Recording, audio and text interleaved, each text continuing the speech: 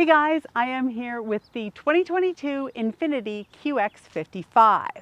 Please go ahead and press that subscribe button. I'd really appreciate it.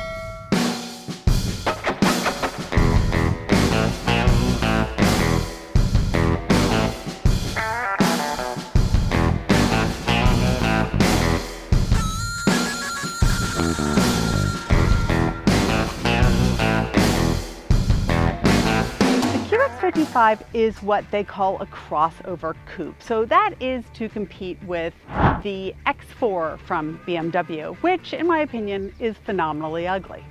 But this looks great. I've never been a huge fan of INFINITI's design style, especially because it's supposed to be elevated, and to me it's never really crossed that mark. But the QX55 has truly impressed me with its design.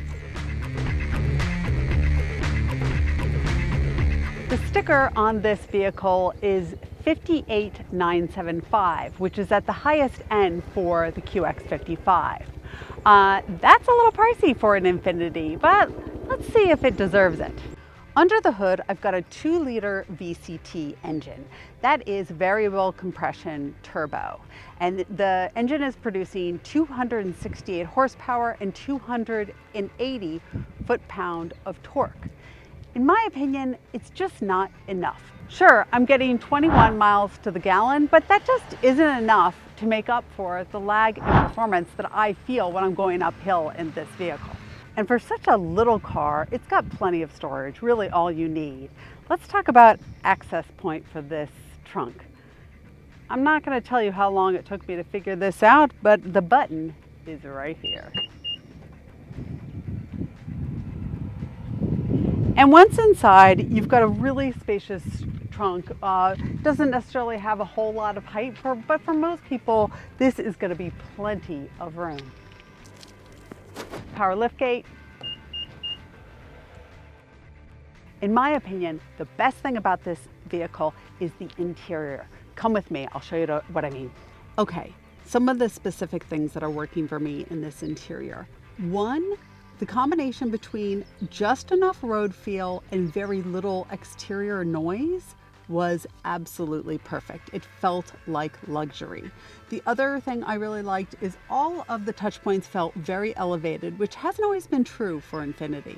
Sometimes rear seating in these crossover coupes can be pretty abysmal because of the weird roof line, but INFINITI seems to have nailed it with this one. In fact, these rear seats recline a little bit, and everybody that rode in the back seat of this car was really happy.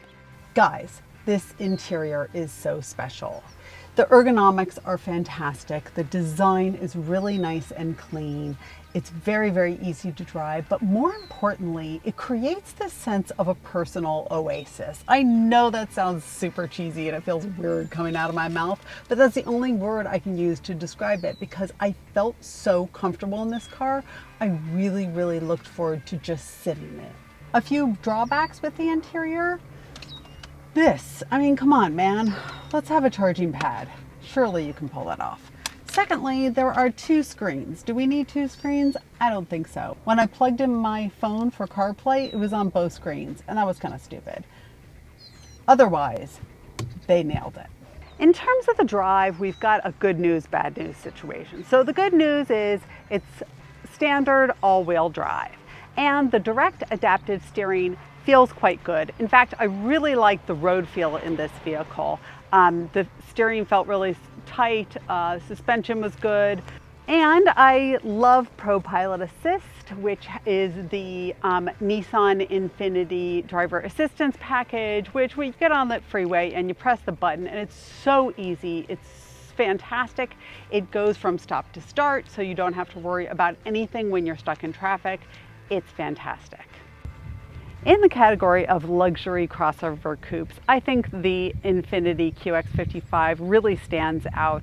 Number one, because of its exterior design, which I think looks great, especially compared to its competitors. And number two, because the interior is just so enjoyable.